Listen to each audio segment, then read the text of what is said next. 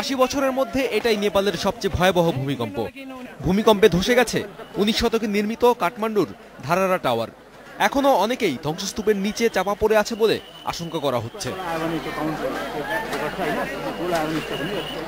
ধসে গেছে এমন আরও অনেক আবাসিক ভবন ও প্রাচীন স্থাপনা। রাস্তাঘাটে দেখা দিয়েছে ফাটল।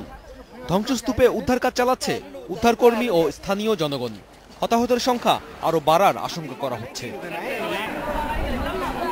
যুক্তরাষ্ট্রের ভূতাত্ত্বিক সংস্থা জানিয়েছে, ভূমিকম্পের কেন্দ্র ছিল রাজধানী কাঠমান্ডু ও পোখারা শহরের মাঝামাঝি গোখরা জেলার বানপোক গ্রামে।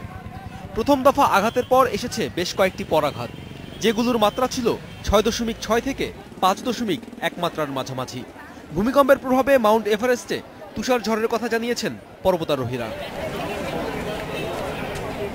1934 সালে 8 মাত্রার ভূমিকম্প আঘাত হানে নেপালে। ওই ভূমিকম্পে নিহত হয়েছিল 10,000-এরও বেশি মানুষ। তৌহিদুল ইসলাম, ইন্ডিপেন্ডেন্ট নিউজ।